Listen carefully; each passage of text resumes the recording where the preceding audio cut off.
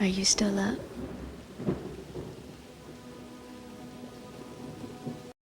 I'd like to tell you about the strangest secret in the world. Not long ago, Albert Schweitzer, the great doctor and Nobel Prize winner, was being interviewed in London, and a reporter asked him, "Doctor, what's wrong with men today?" The great doctor was silent a moment, and then he said, "Men simply don't think." And it's about this that I want to talk with you. We live today in a golden age. This is an era that man has looked forward, dreamed of, and worked toward for thousands of years. But since it's here, we pretty well take it for granted. We in America are particularly fortunate to live in the richest land that ever existed on the face of the earth, a land of abundant opportunity for everyone. But do you know what happens? Let's take 100 men who start even at the age of 25. Do you have any idea what will happen to those men by the time they're 65? These 100 men who all start even at the age of 25 believe they're going to be successful. If you asked any one of these men if he wanted to be a success, he'd tell you that he did. And you'd notice that he was eager toward life, that there was a certain sparkle to his eye, an erectness to his carriage, and life seemed like a pretty interesting adventure to him. But by the time they're 65, 1 will be rich, 4 will be financially independent, 5 will still be working, 54 will be broke. Now think a moment. Out of the 100, only 5 make the grade. Why do so many fail? What has happened to the sparkle that was there when they were 25? What's become of the dreams, the hopes, the plans? And why is there such a large disparity between what these men intended to do and what they actually accomplished? When we say about 5% achieve success, we have to define success. And here's the definition. Success is the progressive realization of a worthy ideal. If a man is working toward a predetermined goal and knows where he's going, that man is a success. If he's not doing that, he's a failure. Success is the progressive realization of a worthy ideal. Rollo May, the distinguished psychiatrist, wrote a wonderful book called Man's Search for Himself. And in this book he says, "The opposite of courage in our society is not cowardice, it is conformity." And there you have the trouble today. It's conformity. People acting like everyone else, without knowing why, without knowing where they're going. Now think of it. In America right now, there are over 14 million people 65 years of age and over, and about 13 million of these 14 million are broke. They're dependent on someone else for life's necessities. Now, we learn to read by the time we're 7. We learn to make a living by the time we're 25. Usually, by that time, we're not only making a living, we're supporting a family. And yet, by the time we're 65, we haven't learned how to become financially independent in the richest land that has ever been known. Why? We conform. And the trouble is that we're acting like the wrong percentage group, the 95% who don't succeed. Now, why do these people conform? Well, they don't know, really. These people believe that their lives are shaped by circumstances, by things that happen to them, by exterior forces. They're outer-directed people. A survey was made one time that covered a lot of men, working men, and these men were asked this question: why do you work? Why do you get up in the morning? 19 out of 20 had no idea. If you ask them, they'll say, everyone goes to work in the morning. And that's the reason they do it, because everyone else is doing it. Now let's get back to our definition of success. Who succeeds? The only man who succeeds is the man who is progressively realizing a worthy ideal. He's the man who says, I'm going to become this, and then begins to work toward that goal. I'll tell you who the successful people are. A success is the school teacher who's teaching school because that's what she wanted to do. The success is the woman who's a wife and mother because she wanted to become a wife and mother and is doing a good job of it. The success is the man who runs the corner gas station because that's what he wanted to do.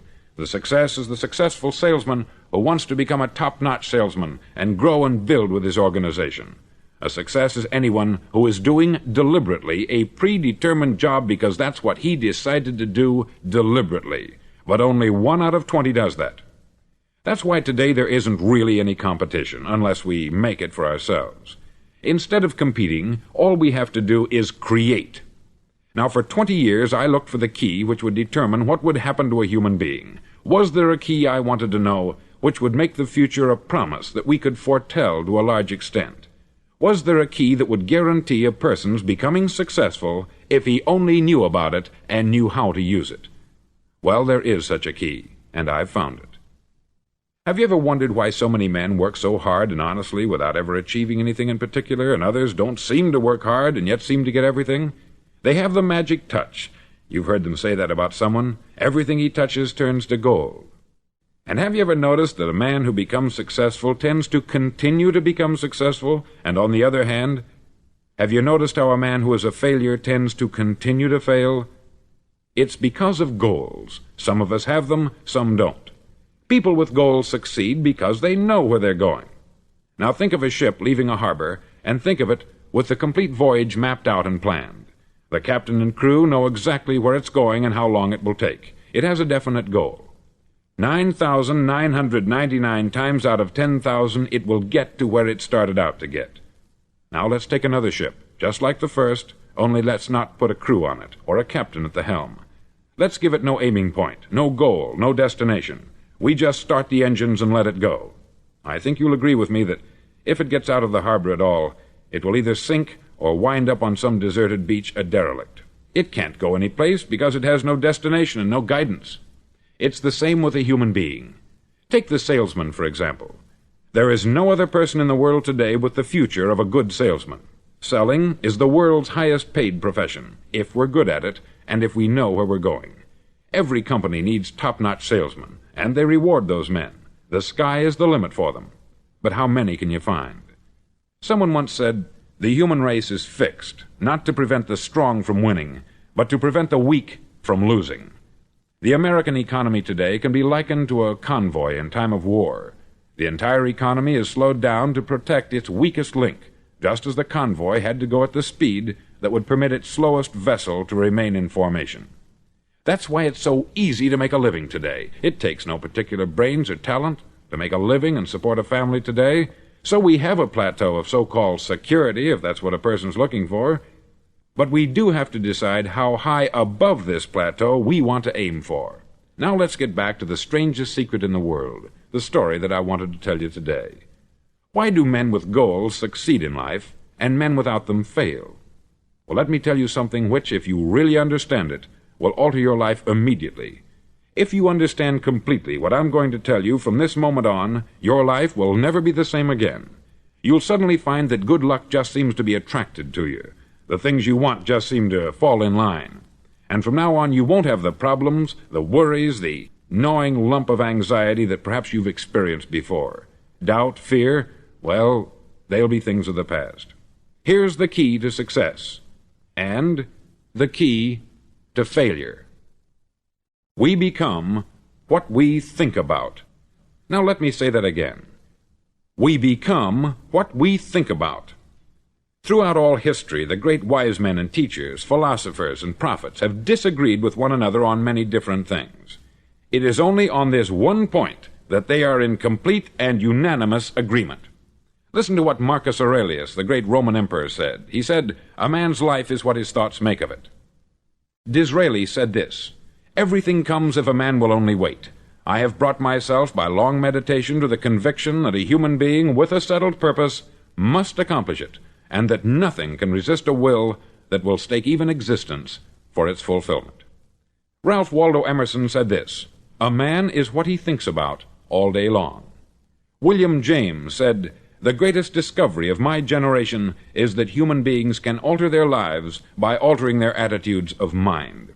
And he also said, "We need only in cold blood act as if the thing in question were real, and it will become infallibly real by growing into such a connection with our life that it will become real. It will become so knit with habit and emotion that our interest in it will be those which characterize belief." He also said this, "If you only care enough for a result, you will almost certainly attain it.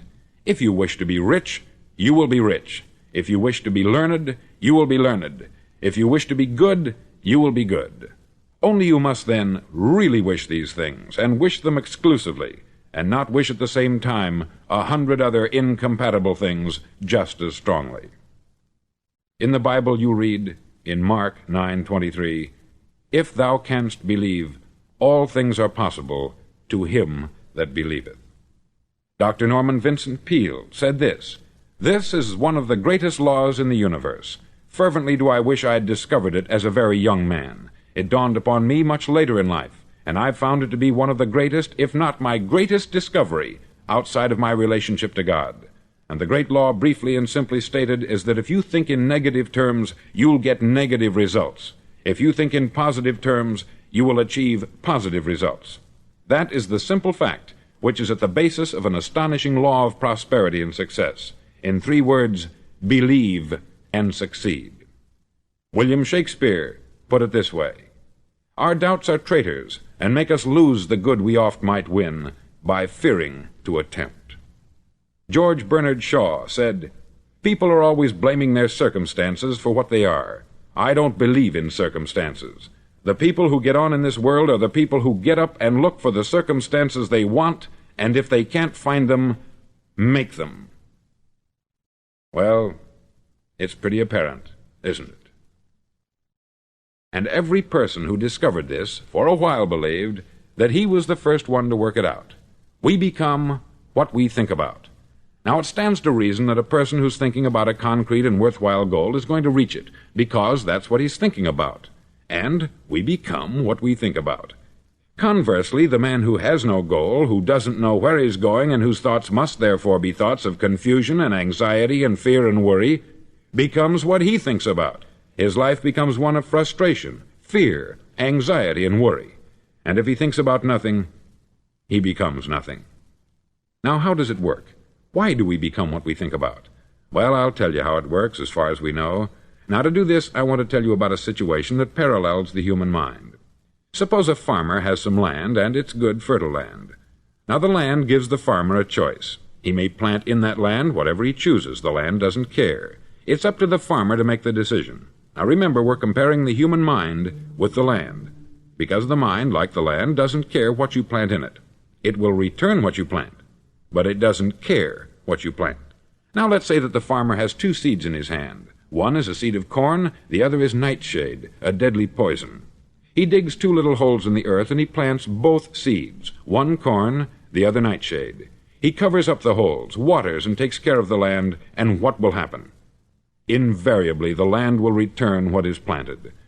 As it's written in the Bible, "As ye sow, so shall ye reap." Remember, the land doesn't care. It will return poison in just as wonderful abundance as it will corn. So up come the 2 plants, one corn, one poison. Now, the human mind is far more fertile, far more incredible and mysterious than the land, but it works the same way. It doesn't care what we plant. Success, failure. A concrete, worthwhile goal, or confusion, misunderstanding, fear, anxiety, and so on. But what we plant, it will return to us. You see, the human mind is the last great unexplored continent on the earth. It contains riches beyond our wildest dreams. It will return anything we want to plant.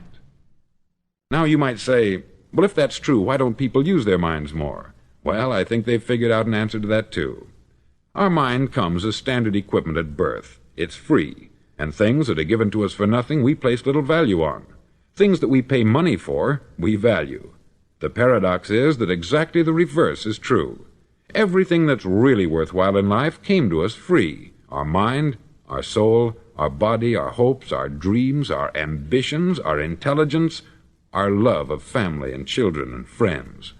All these priceless possessions are free, but the things that cost us money are actually very cheap and can be replaced at any time. A good man can be completely wiped out and make another fortune. He can do that several times. Even if our home burns down, we can rebuild it, but the things we got for nothing, we can never replace. The human mind isn't used merely because we take it for granted. Familiarity breeds contempt. It can do any kind of job we assign to it, but generally speaking, we use it for little jobs instead of big, important ones. Universities have proved that most of us are operating on about 10% of our abilities. Decide now, what is it you want? Plant your goal in your mind. It's the most important decision you'll ever make in your entire life. Do you want to be an outstanding salesman, a better worker at your particular job? Do you want to go places in your company, in your community? All you've got to do is plant that seed in your mind. Care for it. Work steadily toward your goal, and it will become a reality. It not only will, there's no way that it cannot.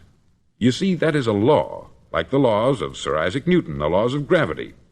If you get on top of a building and jump off, you'll always go down. You'll never go up.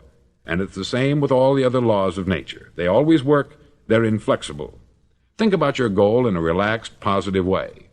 Picture yourself in your mind's eye as having already achieved this goal. See yourself doing the things you will be doing when you've reached your goal.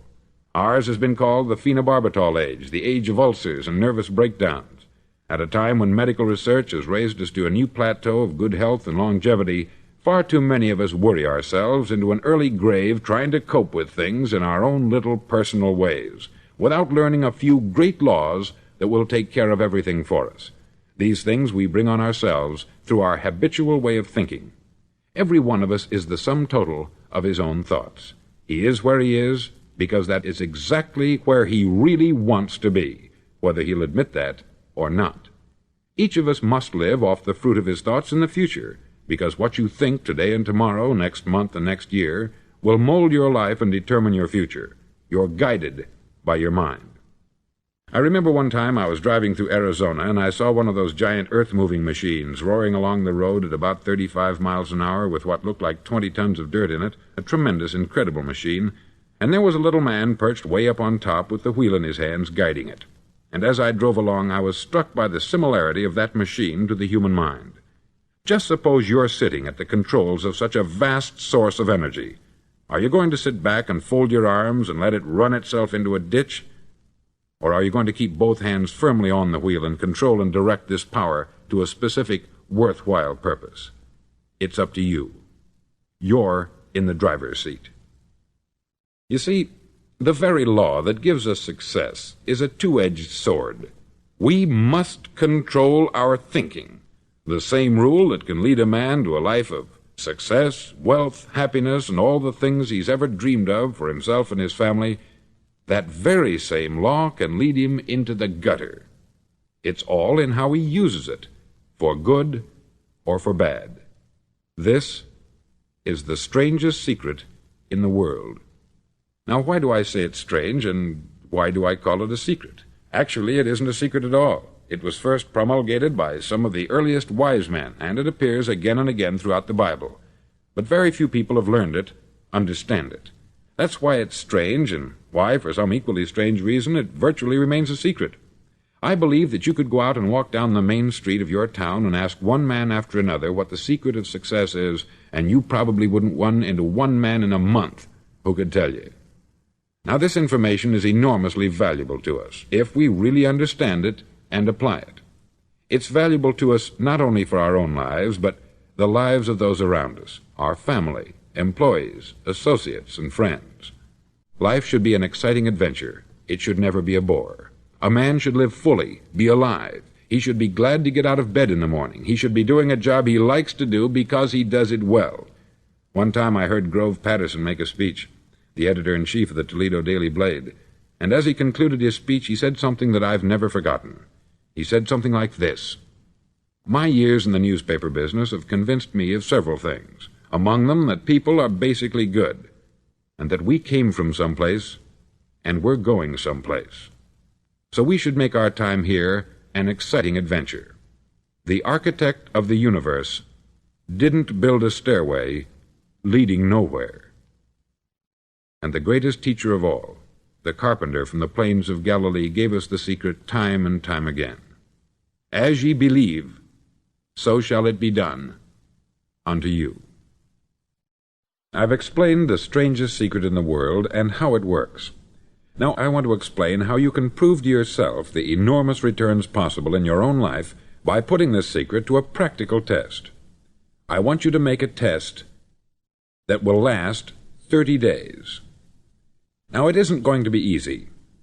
If you'll give it a good try, it will completely change your life for the better. Back in the 17th century, Sir Isaac Newton, the English mathematician and natural philosopher, gave us some natural laws of physics which apply as much to human beings as they do to the movement of bodies in the universe.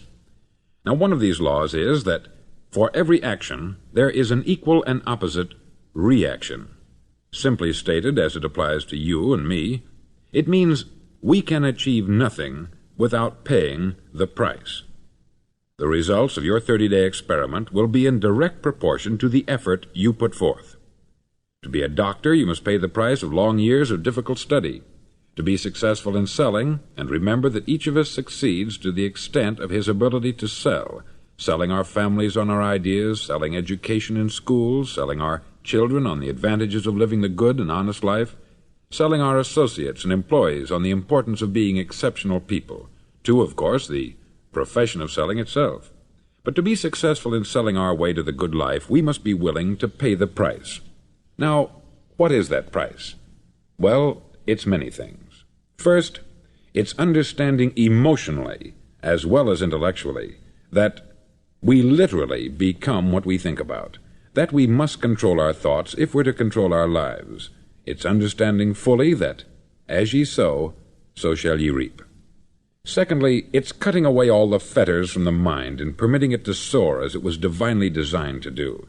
It's the realization that your limitations are self-imposed, and that the opportunities for you today are enormous beyond belief. It's rising above narrow-minded pettiness and prejudice.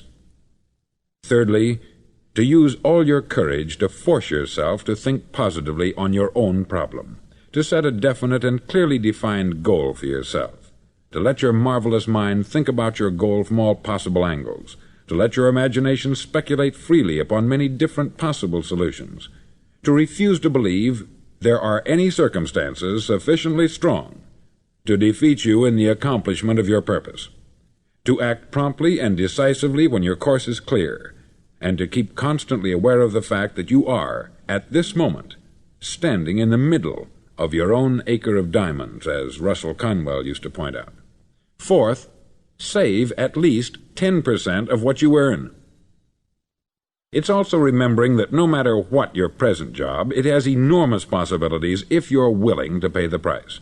Now let's just go over the important points in the price each of us must pay to achieve the wonderful life that can be ours. It is, of course, worth any price. 1. You will become what you think about. 2. Remember the word imagination. Let your mind soar. 3. Courage. Concentrate on your goal every day. 4. Save 10% of what you earn. And action. Ideas are worthless unless we act on them. Now I'll try to outline the 30-day test I want you to make. Now keep in mind that you have nothing to lose by making this test, and everything you could possibly want to gain. There are two things that may be said of everyone. Each of us wants something, and each of us is afraid of something. I want you to write on a card what it is you want more than anything else. It may be more money. Perhaps you'd like to double your income or make a specific amount of money. It may be a beautiful home. It may be success at your job. It may be a particular position in life. It could be a more harmonious family. Each of us wants something. Write down on your card specifically what it is that you want. Make sure it's a single goal and clearly defined. You needn't show it to anyone, but carry it with you so that you can look at it several times a day. Think about it in a cheerful, relaxed, positive way each morning when you get up, and immediately you have something to work for, something to get out of bed for, something to live for. Look at it every chance you get during the day and just before going to bed at night. As you look at it, remember that you must become what you think about, and since you're thinking about your goal, you realize that soon it will be yours. In fact, it's yours really the moment you write it down and begin to think about it. Look at the abundance all around you as you go about your daily business. You have as much right to this abundance as any other living creature. It's yours for the asking. Now we come to the difficult part. Difficult because it means the formation of what is probably a brand new habit, and new habits are not easily formed. Once formed, however, it'll follow you for the rest of your life. Stop thinking about what it is you fear. Each time a fearful or negative thought comes into your consciousness, replace it with a mental picture of your positive and worthwhile goal. There will come times when you will feel like giving up. It's easier for a human being to think negatively than positively. That's why only 5% is successful. You must begin now to place yourself in that group. For 30 days you must take control of your mind. It will think only about what you permit it to think.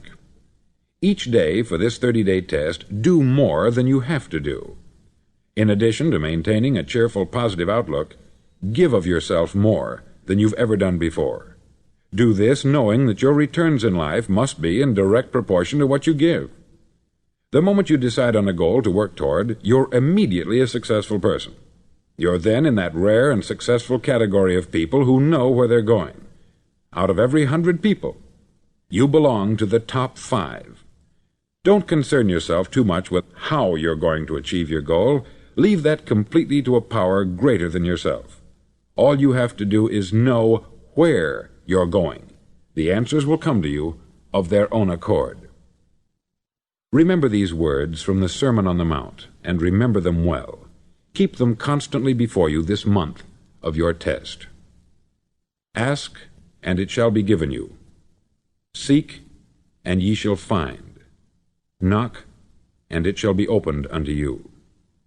For every one that asketh receiveth, and he that seeketh findeth, and to him that knocketh it shall be opened. It's as marvelous and as simple as that.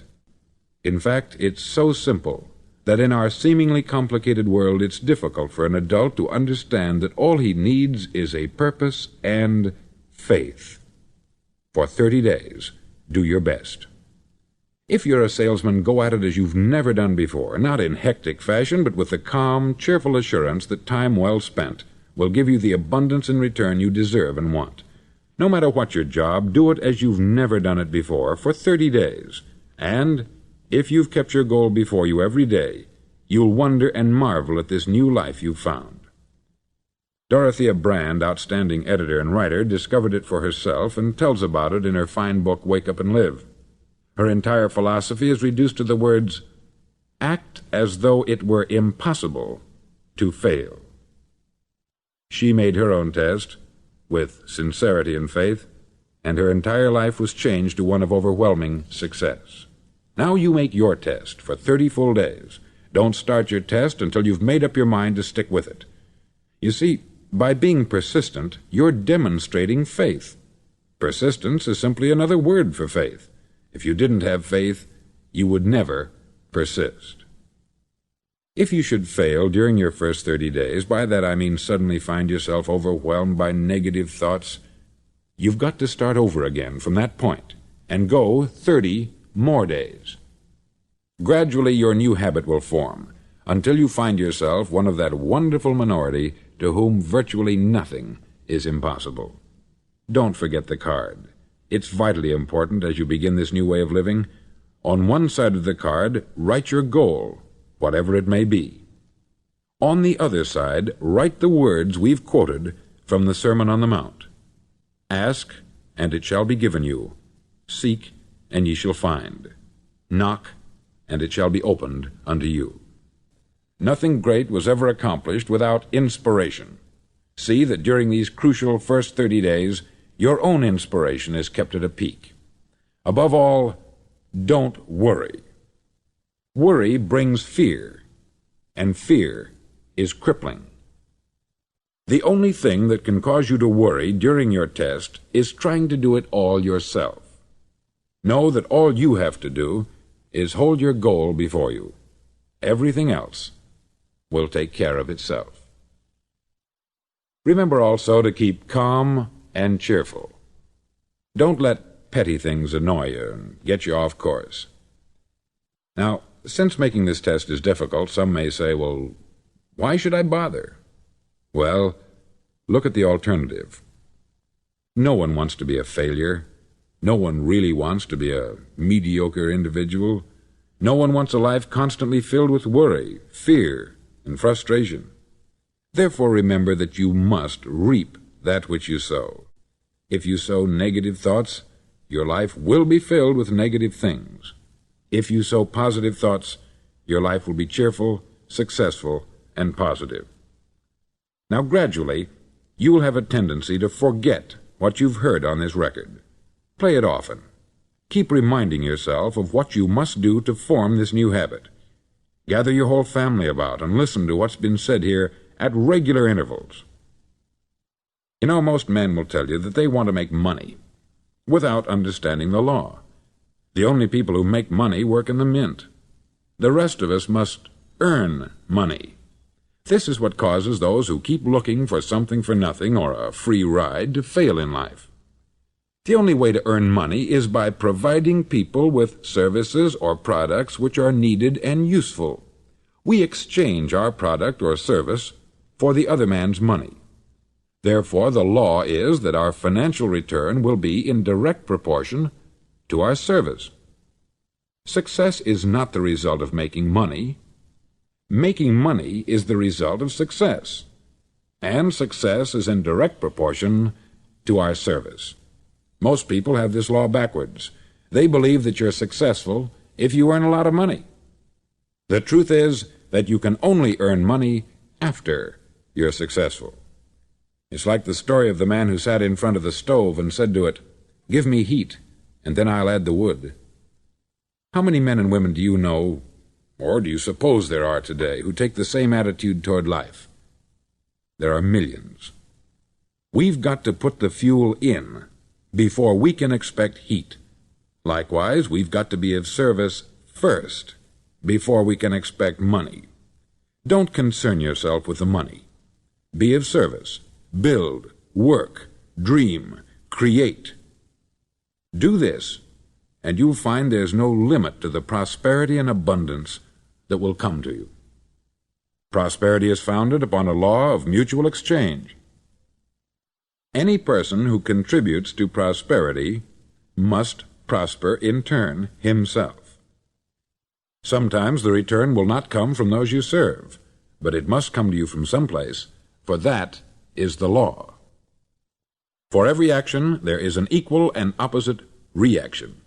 As you go daily through your 30-day test period, remember that your success will always be measured by the quality and quantity of service you render, and money is a yardstick for measuring this service.